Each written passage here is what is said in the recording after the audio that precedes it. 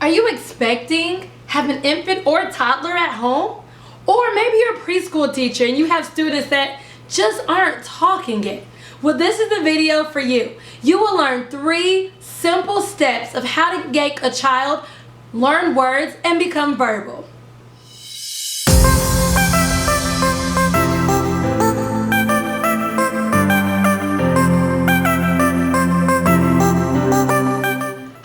Welcome to Educate Our Youth. My name is Aja, and this channel is all about tips and strategies to help parents and educators join together to shape the future, because we know it takes a community.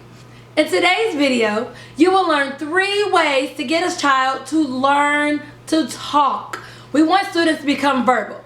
I'm an educator and a mom of a 1.5-year-old, and I get stopped everywhere I go and people want to know, how is your 1.5-year-old so verbal? And sometimes I just want her to be quiet because she just But it's because I took her on this process with me. Getting a child to become verbal is not an overnight success. It is a process. It takes consistency with these 3 steps and daily practice, and believe me, your child will be talking before you know it. So let's jump right in. Don't forget to subscribe to my channel and make sure you turn on the notifications so that you can get notified for our weekly tips and updates. Alright, step 1, talk to the child. You can do this both at home and in school. You want to make sure that you are using complete sentences and talking very clear and not using slang. The more you talk to a child, they're learning communication skills as well as social skills. They learn how to communicate with the world around them. This all starts in the womb. When a woman is pregnant, at about 18 weeks of pregnancy, the child begins to hear, meaning they can hear the sounds that are going on around them. They might not be able to hear the words clearly, but they can hear. So once a child is born, they get associated with mommy and daddy's voices. At around 3 months, for my child it was about 2 months, they begin to communicate back. That is called cooing. And you might realize that when a child is cooing and you're talking back to them, they get stimulated. Let's check it out. That was a perfect example of cooing. At about 6 months, a child goes from cooing to what we call babbling. And babbling's simple. It is just combining vowels and consonants together.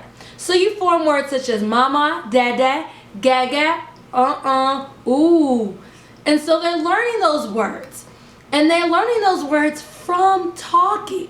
You have to talk to your kid. Sometimes babies learn to talk just by trial and error. They're sitting there going, ma, ma, ma, ma, ma. Ooh, I like that sound. I'm going to say that sound again because mommy and daddy got excited. They're imitating the words that they hear around them. Remember, your child is always watching you. So let's look at an example of babbling. Say hi. Say hi. Awesome. So notice that she was using those consonants and vowels to make words, but I have to make sure that I'm talking back to her. And this is really hard. I see this all the time. I had to get on my husband about doing this because it's so easy to say ga ga ga ga ga back at the child because they're going to say it back to you. But what you're doing is you're reinforcing the baby language and not teaching the child new words. So let me show you how to actually talk to a child that's simply staring at you like this. And you want me to talk to that? Yes, that's exactly what I want you to do. In the classroom, you really have to over-enunciate for these kids. You have to understand that sometimes they're not just looking at you, they're looking at your mouth. So when you say ma, they see your mouth go ma. They hear the sound ma, they associate the sound ma with their word ma. And they just learned a new sound. New sounds end up becoming new words. You have to remember, at this age, they're sponges and they're soaking in everything you do. So you have to make sure that you're setting a great example. So when you talk, you want to talk slow and enunciate your words. Get excited because you want language to be fun, but still talk very slow and over enunciate. So when you're over enunciating, the child is looking at your mouth. So you need to exercise your mouth muscles. So join me in a simple mouth exercise to warm up those mouth muscles. It is called the lips, the teeth, the tip of the tongue. Try it with me. The lips, the teeth, the tip of the tongue. The lips, the teeth, the tip of the tongue. Did you feel that? Your mouth began to kind of work its mouth muscles. So now you can form new sounds. Your child can watch you make new sounds. And then those sounds become words. Last but not least, when you're talking to a child, make sure you talk slow. Especially if they're in that toddler infant phase. They're learning with every move you make. So let me try this out. You're going to want to talk slow, but not too slow where it's not even realistic. So let's practice. This is a toy. Toy. This is a toy. So that child just heard one word, toy. They saw a toy. So they just associated this monkey with the word toy. Also, ask questions. Asking questions helps kids from birth all the way to about 6 or 7 learn how to communicate with others.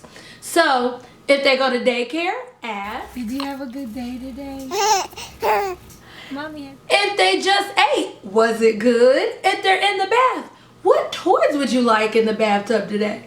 Talk to them. They're not going to reply back. My child is 1.5. And I ask her every day how her day was at school. Did she play with other kids? Normally she just sits there and it's complete silence. But then she started saying out of the blue, good. I was like, oh, so you're responding now. But I had to teach her how to respond to a question. So remember, when talking to your child, talk slow in complete sentences and over enunciate your words. That brings us to step 2. Step 2, read to your child daily. I know. It sounds so simple. Read to your child daily. It helps them talk. But to be realistic, reading is a 2-part effort. It takes both parents and educators at home and in school reading to children to build that literacy environment and build that literacy foundation. And as parents, it starts when they're first born. And I know you might have a doctor that comes to you and says, do you read to your child daily? And you want to lie and say, yes, of course I do. But in your mind, you're like, no, I'm dealing with postpartum. I'm trying to get my body back. I'm sleep deprived. Do you think I have time to read Brown Bear, Brown Bear? But the doctors understand research and how the brain develops. So every time you read to your child, the part of the brain that actually deals with language gets stimulated. So every time you read, your child is not only getting stimulation from the brain, but they're also building up vocabulary and learning new words that they don't hear in their day-to-day activities. It's genius to read to your child every day, but you might want to know how, and I don't have time. I'm going to do a video on how to actually read to your child, so make sure you check that out.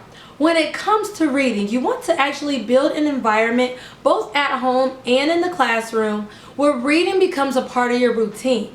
So for me, I use bath time and nighttime as my opportunities to read to my child. So at bath time, we would read different books, but then at nighttime, we would always read Goodnight Moon. At first, she was just staring at me because I started this when she was just a few weeks old. But as she got older, she would interact with the pages by turning them. We would look at pictures. We would start saying words such as the balloon, the mouse, and so forth. So she was able to learn these objects, predict this text, and now we read Goodnight Moon every night. It's a part of her normal routine. And now she's in love with literacy. In the classroom, a good time to read would be when they walk through the door, or maybe at lunch, or maybe right before nap time, or even right before they leave. But you're going to want to make reading a part of their daily routine. So right now I have a 1.5-year-old. She reads at nighttime, she reads in the bath, she reads to herself on the pot. When she goes pot, she gets her little book and she starts reading. When she's in the bath, she gets her book and starts reading. And now she started incorporating reading in the car. So there's 4 opportunities for her to read, and at each opportunity she might read 2 to 3 books, or I might read 2 to 3 books with her. So you have to build in a literacy environment in order for this to occur and become a part of that child's everyday life. You're going to want them to get stimulated and to build vocabulary and language skills, and that happens with consistency. I understand that life is really hectic, so I urge you to just kind of block out one routine. Just start off with one daily routine that you can incorporate a book. If you don't have many books, it can be the same book. And read that same book. What you'll notice is that your child will actually start to memorize that book, but that's okay because you can ask different questions each time you read. And that brings me to the question of the day. My question of the day is, how often do you read to your child? And what is preventing you to read more? Make sure you comment below and interact with me so I can interact with you guys so that we all can build a community so that we're all reading more frequently. Remember, every time you read, your child is learning vocabulary and literacy skills. Time did a research on the brain that states, reading at home with children from an early age was strongly correlated with brain activation in areas connected with visual imagery and understanding the meaning of language. So literacy starts at home. We just discovered that through simple talking to your child from birth, they're starting to learn language. So remember that. It's a partnership. We're here to build a community. Literacy starts at home. It's not wait till they're in pre-K to read a book to them. Read a book when they're born. Therefore, by the time they get to pre-K, they're ready to start to learn to read. All right, last step, step 3. Sing to your child. So, did you know that your brain is actually pre-programmed to understand music in a different way than you're able to understand language? Naturally, the way the human body works, we connect with music differently. In fact, every time your child listens to music, the endorphins in their brain go off and they're able to learn comprehension and vocabulary. They need vocabulary in order to talk. So singing also helps them talk. Just like reading, singing actually releases endorphins in the brain and stimulates the part of the brain that the child needs to actually learn new words and learn how to talk. So with singing, you can actually go a step further in giving them visuals just like in reading. So watch an example. Old MacDonald had a farm, E-I-E-I-O, and on his farm he had a dog, E-I-E-I-O, with the roof here and the roof there. Here a roof, there a roof, everywhere a roof. Old MacDonald had a dog, E-I-E-I-O. Old MacDonald had a farm, E-I-E-I-O, and on his farm he had a pig, E-I-E-I-O, with a oink oink here and a oink oink there. Here a oink, there a oink, everywhere oink oink. Old MacDonald had a farm, E-I-E-I-O. So you see, I just gave you a perfect example of how to give a child a visual while you're singing. So that child in that simple demonstration learned dog, and they learned that the dog goes roof roof. They also learned pig and learned that the pig goes oink oink. So give your child a visual while you sing to them. That gets them relating the words that you're saying with the music to a visual. Works very similar to reading, only with the music aspect attached to it, the child actually captures it and actually can comprehend it a little bit better. Another thing that singing to your child does is actually prepares them for reading. So you're wanting to teach them predictable songs such as Old MacDonald Had a Farm. Notice the only thing that I changed when I sang that song was the animal. All the other words stayed the same. So when they get to actually reading books or listening to me read a book, because you're going to read daily to them, and we're reading a predictable text like brown bear, you would say, brown bear, what do you see? I see a red bird looking at me. Red bird, what do you see? I see a yellow duck looking at me. What do you think is going to be on the next page? A yellow duck. So what would the words be? Your child can actually join in. Yellow duck, what do you see? And then they can now predict that the next picture, so the blue horse, would be next. I see a blue horse looking at me. Blue horse, what do you see? Teach them to look at the picture so that they would know what's next. Through song, kids are able to learn so many things. So you guys all know the song, head, shoulder, knees and toes, knees and toes. My child actually learned all of her body parts just by singing that song. Now look at her. And she knows a lot more than that, trust me. So sing to your kids, both in the classroom and at home, and then reinforce what they just learned in that song. If you just sang, "Oh McDonald," guess what I'm about to reinforce? Some animals and animal sounds. If we just sang head, shoulder, knees, and toes, after that I'm going to reinforce eye, ear, mouth, nose, etc. Allow the songs to gear kind of what you're reinforcing with the child, and allow them to make those connections to their own body parts. Move their body parts when they're singing those songs. Show them examples. The goal of this video is simply just to teach you ways to make your child verbal. You're wanting them to talk. So you can take them from singing Baby Shark like this to actually singing Baby Shark like this.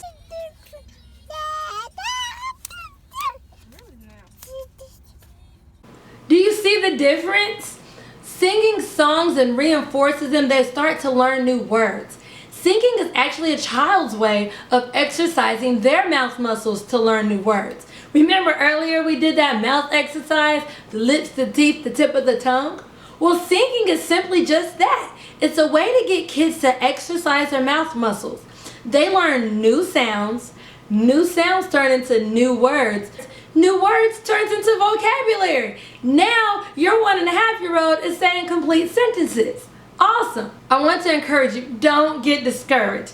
These 3 steps work. There's research to show that they work, but you have to be consistent. So if you have a child that's 2 and they may not be talking back to you yet, be patient.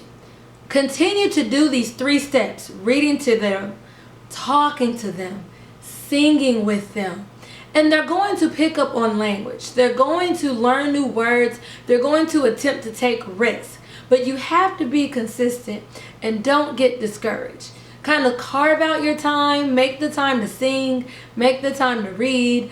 Always talk. And trust me, your child will become verbal. Don't forget to subscribe below. See you later.